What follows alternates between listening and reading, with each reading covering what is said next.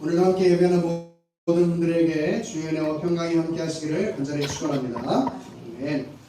오늘은 마태복음 81번째 시간으로 왜 예수님은 성전세를 내셨을까? 왜 예수님은 성전세를 내셨을까? 라는 제목으로 같이 하나님의 말씀 나누도록 하겠습니다.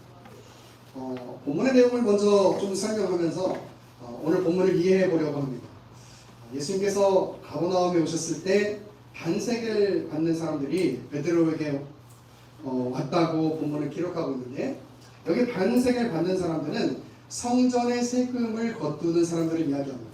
성전의 세금이라고 하는 것은 성전의 유지를 위해서 사용되었던 세금인데, 그들이 베드로에게 물어요. 너의 선생은 성전의 세금을 내지 않느냐라고 묻습니다.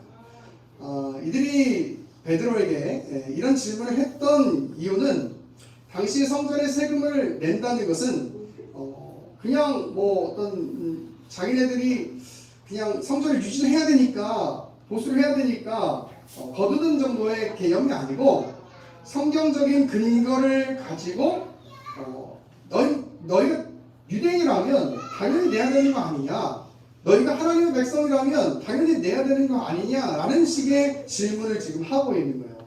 자, 출애굽기 30장 11절로 한번 가보겠습니다. 출애굽기 30장 11절입니다.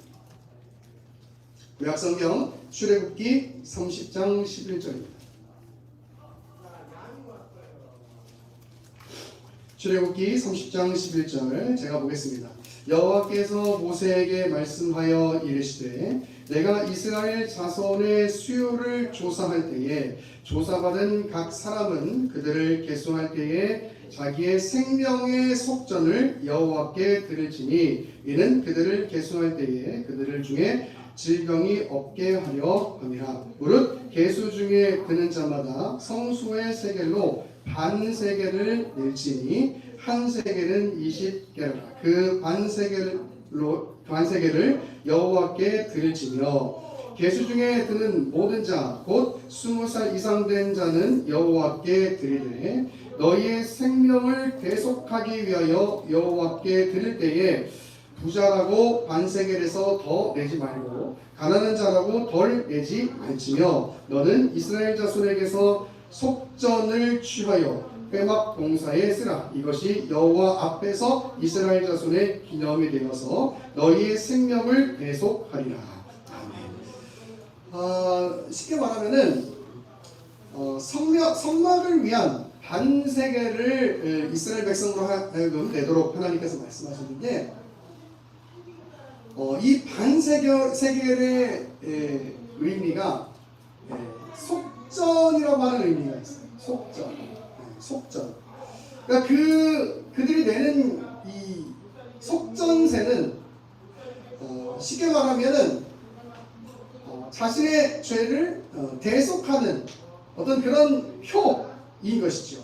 그리고 그 속전으로 성막을 짓고, 그리고 성막에서 제사를 드리고, 그리고 그들의 죄가 용서됐다라고 하는 그 하나님과의 관계의 유지라고 하는 그런 어떤 상징적인 의미를 갖고 있는 것이 바로 이 속전세고, 이것이 이제 쭉 발전을 해서 성전세로 이어지게 되는 거예요. 그러니까 오늘 이제 본문에서 이 반세계를 받는 사람들이 베드로에게 너희 선생님은 왜 성전세를 내냐 안 내냐라고 묻는 것은 이런 것이죠. 너희가 하나님의 백성이라면 당연히 해야 되는 거 아니냐, 이렇게 묻는 거예요. 하나님께서 성경에 그렇게 말씀을 하셨으니까 당연히 해야 되는 거 아니냐. 그러니까 베드로가 어떻게 얘기해요? 우리 국성질 베드로가 당연히 낸다, 이렇게 얘기하는 거예요. 내신다, 당연히 내시지, 이렇게 얘기하는 거예요. 그리고 이제 베드로가 집에 들어갔었을 때 예수님께서 베드로에게 이렇게 말씀하시는 거예요. 베드로야, 한 나라의 왕이 누구에게 세금을 받냐? 자기 아들에게냐? 타인에게냐? 너무 당연한 질문이죠. 베드로가 당연한 질문이니까 너무 쉽게 대답하는 거예요. 예수님 타인에게죠. 다른 사람에게죠. 예수님이 맞다. 그러니까 아들은 세를 면제받는 거지. 이렇게 말씀하고 있어요. 여러분, 우리 여기까지만 한번 살펴보자고요. 여러분, 지금 예수님은 세금을 내는 문제를 어떻게 설명하고 있는지를 우리가 좀 다시 한번 집중해 볼 필요가 있어요. 여러분, 당시 유대인들은요, 성전세를 내는 것이 유대인이라면, 하나님의 택함받은 백성이라면 당연히 해야 되는 것이라고 생각했어요. 무슨 얘기냐면 성전세를 내는 것은 율법적인 개념으로 생각하고 있었단 말이에요. 율법적. 그런데 예수님은 성전세의 개념을 율법이 아니라 자녀의 개념으로 지금 설명하고 계세요. 그리고 출애굽기의 개념으로 다시 한번 설명해 볼게요.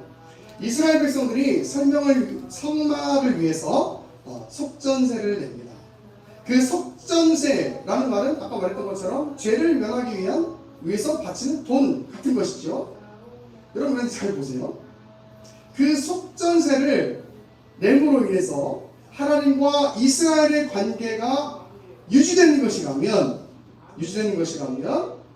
그 전에 하나님께서 이스라엘과는 어떻게 관계를 유지하셨냐라고 합니다.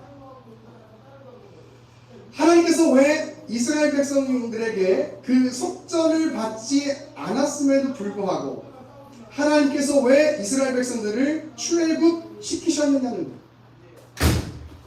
여러분, 이 개념은 굉장히 중요한 문제인 거예요. 이 속전세를 내야지만이 하나님의 자녀이고 이 속전세를 내야지만이 하나님의 백성이다라고 하나님께서 말씀하고 있는 게 출애굽기 30장의 이야기가 아니라는 거예요. 여러분, 이미 하나님과 이스라엘의 백성들의 관계는 어떻게 성립이 됐냐면 하나님의 창조 전에 세워진 그 놀라운 계획 안에서, 그 하나님의 예정 안에서 그의 은혜와 그의 사랑으로 맺어져 있는 관계예요.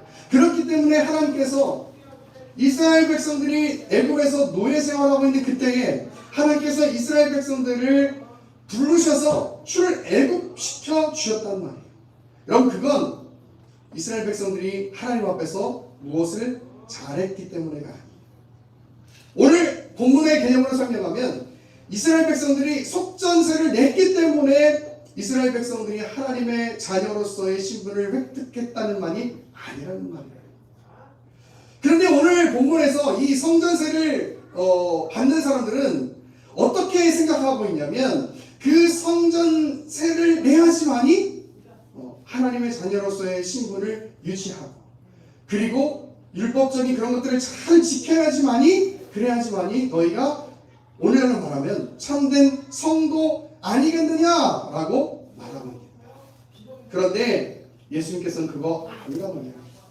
그게 아니고 이렇게 얘기하는 거예요. 성전세를 내는 건,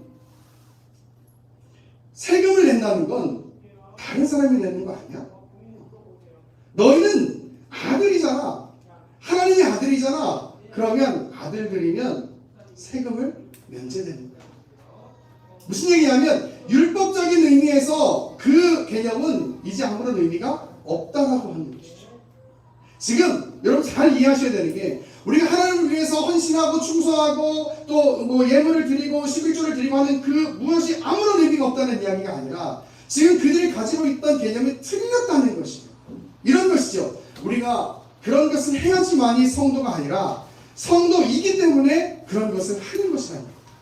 한마디로 말하면 우리가 예배를 해야지만이 성도인 것이 아니라 성도 되었기 때문에 예배하는 것이라는 거예요. 우리가 말씀을 봐야지만이 구원받을 수 있는 것이 아니고 우리가 구원받은 자이기 때문에 성경을 본다, 이 말이에요. 우리가 기도해야지만이 하나님의 자녀로서의 신분을 유지하는 어떤 수단이 아니고, 우리가 하나님의 자녀이기 때문에 하나님의 은혜에 감사하고 또 내가 하루하루 살아가는 순간이 주님의 은혜 아니면 살아갈 수 없다는 것을 알기 때문에, 그렇기 때문에 기도하게 된다는 거예요. 여러분, 이건 굉장히 다른 개념인 거예요. 여러분, 그래서 어떤 행위를 가지고 우리의 신앙을 평가하고 우리의 신앙의 어떤 수준을 이야기하면 여러분 거기에 하나님의 은혜는 존재할 수 없어요. 존재할 수 없어요. 여러분, 우리가 왜 예물을 드리느냐에 대해서 누차 설명을 드렸어요. 그건 우리가 이 예물을 드리기 때문에 우리가 무언가 하나님 앞에 내가 무언가를 해드리는 게 아니에요. 제가 얘기했잖아요. 우리가 어떤 것을 해서 하나님께 내가 진 어떤 그 은혜의 빚을 갚아드린다? 여러분, 말도 안 되는 게 아니에요. 우리는 평생 하나님을 위해서 뭘 해도 갚아드릴 수가 없어요. 그게 아니고 내가 이렇게 살아보니까 내가 이렇게 직장을 다니고 내가 이렇게 물질을 벌고 또 어느 한순간순간을 살아가고 하는 그 모든 것이 하나님의 은혜임을 깨닫는 거예요. 그래서 이 세상의 것보다 더 중요한 것이 하나님의 것임을 알기 때문에 주님을 위해서 살고 주님 앞에 드리고 주님 앞에 헌신하고 충성하고 여러분 그 삶의 모습이 생겨나는 것이에요. 예수님 지금 그 얘기하고 있는 거예요. 여러분은 성전 세를 내야 하지만 하나님의 자녀인 것이 아니고 이미 하나님께서 여러분을 그분의 은혜와 사랑으로 하나님의 자녀로 부르셨어요. 아멘. 얼마나 감격스럽고 얼마나 기쁜 일인지 몰라요. 여러분 오늘 본문 한번 잘 살펴보시겠어요? 자, 오늘 본문 25절 한번 가서 보세요. 25절 가서 보면 어떤 표현이 있냐면 아들이라고 하는 표현이 나오죠. 아들에게냐 타인에게냐 할 때 여기 아들은 단수로 되어 있어요. 단수. 그런데 26절에 예수님께서 어떻게 표현하고 있냐면 그렇다면 아들들은 이렇게 얘기하고 있어요. 왜 여기서 복수를 표현했을까? 이유는 하나예요. 예수님께서는 이 세금을 내는 문제를 얘기하고 싶으신 것이 아니고 하나님의 택함 받은 자의 그 모습, 하나님의 택함 받은 자의 그 자격을 이야기하고 싶으신 거예요. 그래서 단수로 설명했던 것이 복수로 지금 표현되고 있는 것이에요. 여러분 무엇을 했기 때문에가 아니에요. 여러분 우리가 무엇을 해야지만이 하나님의 자녀로 그 신분을 유지하게 되는 것이 아니에요. 여러분 그냥 우리는 하나님의 은혜와 사랑 때문에 지금 이 자리 가운데 있을 수 있는 것이에요. 아멘. 여러분 제가 오늘 새벽에도 말씀을 잠시 나누었지만 어떤 분이 저희 그런 말씀 하시더라고요.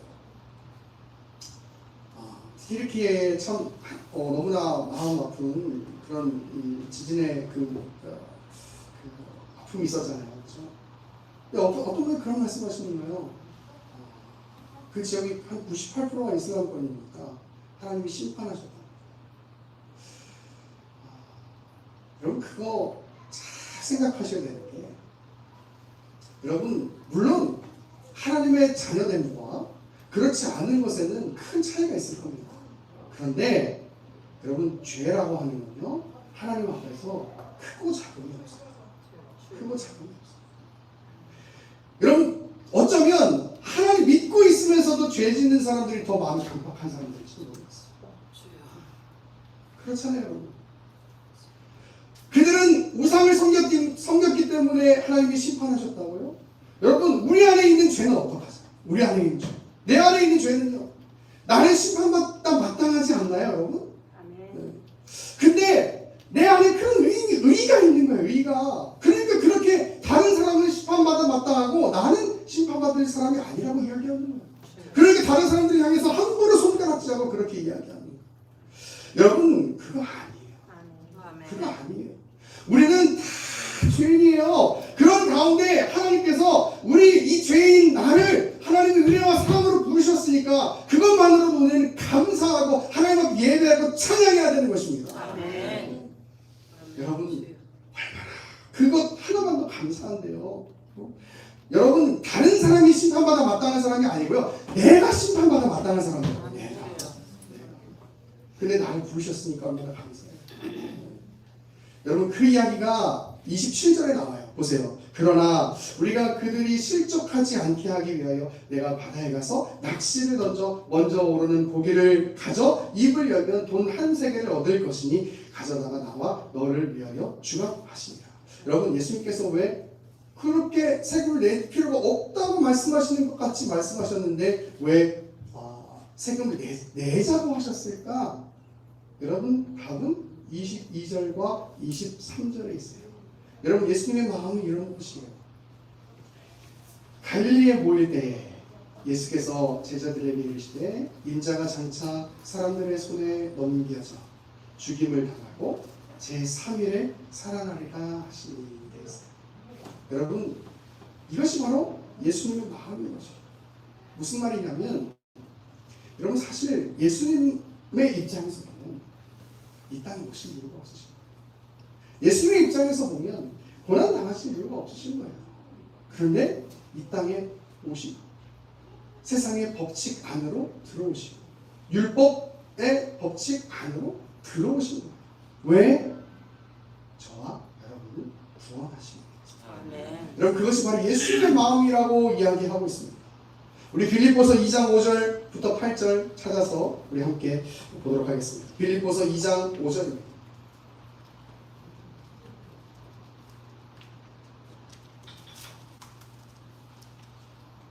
빌립보서 2장 5절 제가 봉독합니다. 너희 안에 이 마음을 품으라. 곧 그리스도 예수의 마음이니. 자, 이 마음을 품으래요. 어떤 마음이냐? 그는 근본 하나님의 본체시나 하나님과 동등됨을 취할 것으로 여기지 아니하시고 오히려 자기를 비워 종의 형체를 가지사 사람들과 같이 되셨고 사람의 모양으로 나타나사 자기를 낮추시고 죽기까지 복종하셨으니 곧 십자가에 죽으십니다. 아멘. 여러분 율법 안에 들어오실 필요가 없으신 그분이 율법 안에 오신 이유가 있어요. 그건 저와 여러분을 하나님의 자녀 만들기 위해서요. 그리고 우리는 그 은혜를 입어서 지금 이렇게 예배하고 있어요. 그건 우리에게 감격이고 감사하고 아멘. 기쁨인 것입니다. 아멘. 여러분 우리가 그냥 무엇을 해드려야 되기 때문에 무엇을 유지하고 어떤 자녀의 신분을 획득했다가 잃어버렸다가 또 획득했다가 소멸했다가 여러분 그런 개념이 아니에요. 성경은 이렇게 얘기하고 있어요. 창세전에 우리를 택하셨다. 창세전에 그리스도 안에서 우리를 택하셨는데 그 택하신 이유가 뭐냐? 그의 기쁘신 뜻이기 때문에 우리를 택하셨다고 말씀하고 있어요. 할렐루야. 여러분 기쁘셨기 때문에 우리를 택하셨다고 말하고 있어요. 아멘. 여러분 그건 감사고 감격이고 기쁨인 것입니다. 아멘. 여러분 우리가 하루하루 살아가는 그 순간순간에 사탄은 우리를 자꾸 우리의 행함 가지고 우리를 넘어지게 만들고 무너지게 만들어요. 여러분들 그리스도의 승리는 그런 게 아닙니다. 그리스도의 승리는 이미 우리에게 승리가 주어졌다고 말씀하고 있어요. 아멘. 이미 우리에게 모든 어둠으로부터 자유함이 얻어졌다고 말씀하고 있습니다. 아멘. 여러분 그러면 그것으로부터 우리는 그냥 기뻐하고 감사하고 담대한 마음으로 강한 마음으로 이 땅을 살아가면 되는 것입니다. 아멘. 여러분 그리스도께서 허락하신 그 구원을 감사하고 기뻐하며 하루하루 살아가며 담대한 마음으로 강한 믿음으로 이 땅을 살아가는 그런 여러분의 삶이 될 수 있기를 간절히 축원합니다. 아멘. 아멘. 함께 찬양하고 기도하겠습니다.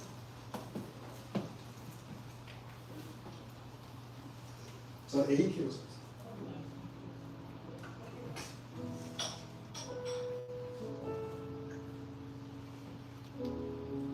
우리 아까 때 찬양인데 가사를 보면요, 무명이어도 공허하지 않는 것은 내가 예수님 안에 있어서 만족하기 때문이고 가난하여도 부족하지 않는 것은 내가 예수 안에 있기 때문에 부유하기 때문이죠.